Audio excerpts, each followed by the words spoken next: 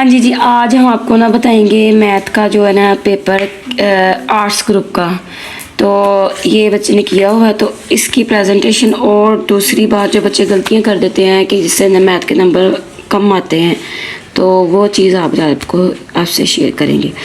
तो चलिए जल्दी से चैनल को सब्सक्राइब कर लें और बेल को भी क्लिक कर लें। ठीक हो गया। अब ये जो था पहला पार्ट था ना, तो उसमें कितने सवाल कहीं गए हों उतने ही सवाल लिखे होते हैं। जैसे मैंने यहाँ पे भी आपको दिखाती हूँ, ये देखें, ये सवाल तो कोई से 6 सवाल करें, उसमें से उसने दिए होते 7। वैसे मोस्टली पेपर में आते हैं 9 सवाल आते हैं, तो 9 सवाल के अकॉर्डिंग ही फिर 6 करने होते हैं। तो यहाँ पे थोड़ी सी रिलीफ दे दी, ज़्यादा स्टिक मार्किंग की हुई है। तो मतलब जितने कहा गया है जिस पार्ट से, उस पार्ट से उतने ही करने होते हैं। एक्स्ट्रा जो है ना कोई नहीं करना कि ये 3 इधर से करके 2 उधर से कर लिए जाए, ये चीज़ नहीं करनी।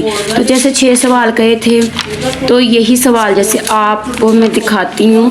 ये फर्स्ट जो सेक्शन था ना, उसमें से फर्स्ट सवाल किया।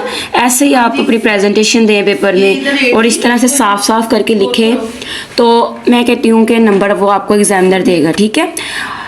मैथ का क्वेश्चन ठीक है, वो भी ठीक होना चाहिए, बट राइटिंग भी आपका थोड़ा सा राइटिंग स्टाइल भी ठीक तरीके से होता है। इस तरह साफ साफ करके लिखें, और स्पेशली इक्वल मार्क्स।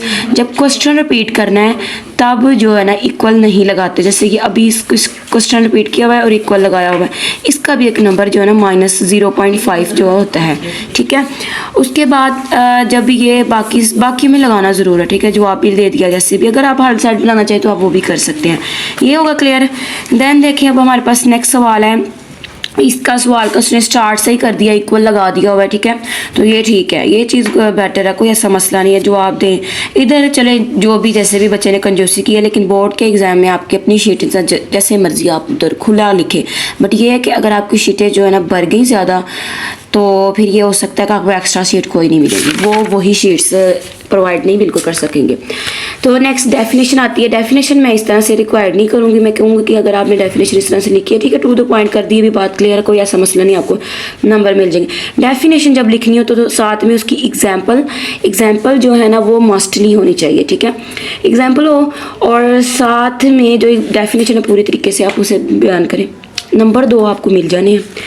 उसके बाद देखिए नेक्स्ट सवाल, ऐसे सिंपल सवाल स्टार्ट हो गए। अब बच्चे ने यहाँ पे भी सवाल जो रिपीट किया उधर भी लगा दिया हुआ है। इक्वल नहीं लगाते, सवाल रिपीट पे इक्वल नहीं लगाना। जैसे देखिए अब सेक्शन जो है ना, अब ये ख़त्म हो गया हुआ है। ठीक है।